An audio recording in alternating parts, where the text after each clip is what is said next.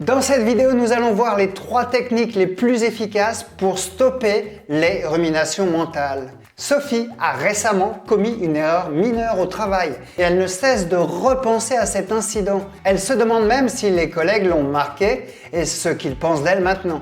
Elle craint que cette erreur n'affecte sa réputation et ses chances de promotion. Lors d'une réunion de famille, Sophie a fait un commentaire qui a été mal interprété par l'un de ses proches. Depuis, elle ne cesse de ressasser ce moment et de se demander si elle a offensé cette personne ou non.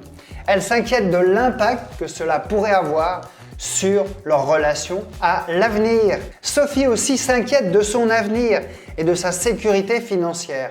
Elle rumine constamment sur les choix qu'elle a faits dans sa vie, se demandant si elle aurait dû poursuivre une carrière différente ou plutôt investir dans l'immobilier un peu plus tôt. Elle est préoccupée aussi par sa santé et craint de développer une maladie grave. Donc Sophie va passer beaucoup de temps à ruminer sur ses symptômes, mais surtout à perdre des heures à rechercher des informations médicales, ce qui ne fait qu'alimenter davantage son anxiété. Sophie est une véritable championne des ruminations mentales.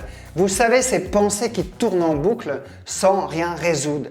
Alors est-ce que vous aussi, vous réfléchissez sans fin à des problèmes sans que ce soit efficace et ça vous épuise? Eh bien, laissez-moi vous dire que c'est encore un mauvais coup de votre cerveau. Vous croyez réfléchir à un problème alors que vous êtes juste en train de ressasser. Vous n'êtes pas vraiment dans le moment présent, mais dans une sorte de monde virtuel peuplé de vos craintes et de vos scénarios les plus catastrophiques.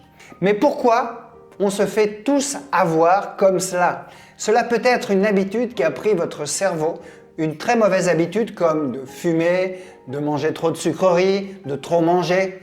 Et parfois, c'est parce que l'émotion, soit de tristesse, de peur, de honte, est trop forte. La pensée serait en quelque sorte piégée par ces émotions. Ensuite, on peut ruminer car on ne sait pas quoi faire ou qu'il n'y a rien que l'on puisse faire. On est comme impuissant. Et la rumination mentale remplace l'action. Alors que faire pour diminuer ces ruminations mentales, voire les stopper?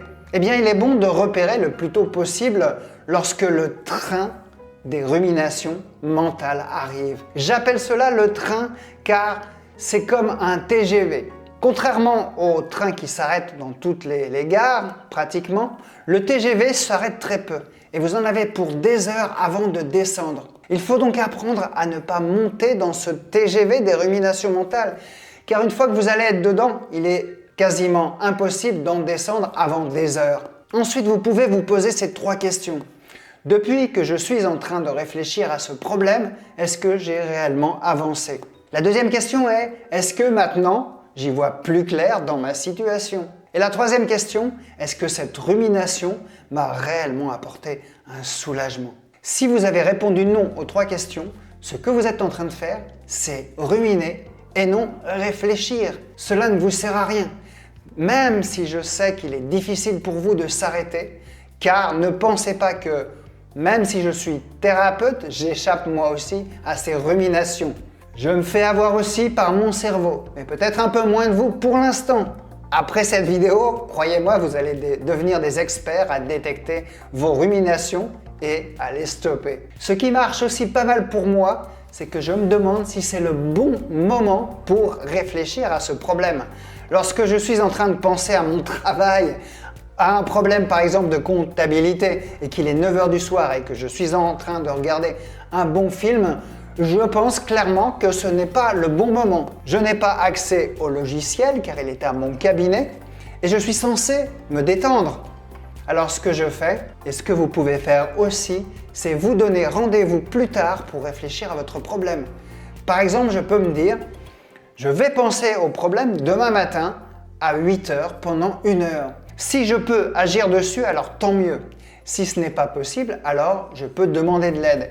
Et s'il n'y a rien à faire, il vaut mieux arrêter d'y penser et essayer de s'adapter aux conséquences de ce problème. Vous pouvez aussi, lorsque vous n'êtes plus dans les faits concrets, mais en train d'imaginer la pire des situations, vous lever, bouger, allez marcher. Les études montrent que 10 minutes de marche rapide diminuent beaucoup les ruminations. Vous pouvez aussi utiliser la psychologie positive.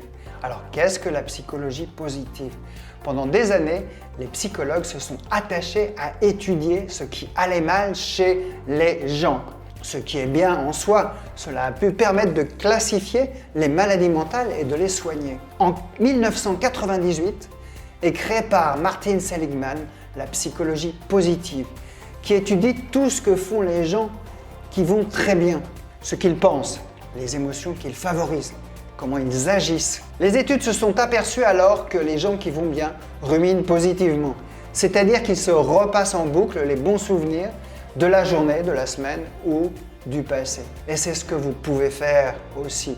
Au lieu de ressasser les mauvais souvenirs, ressassez plutôt vos souvenirs de vacances qui se sont très bien passés, les moments de bonheur avec vos amis, vos enfants. À vous de jouer maintenant. Vous pouvez me dire dans les commentaires si ces conseils ont fonctionné pour vous.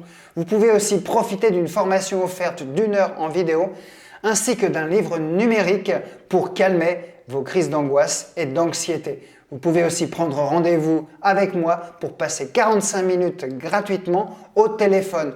Tous les liens sont dans la description sous la vidéo.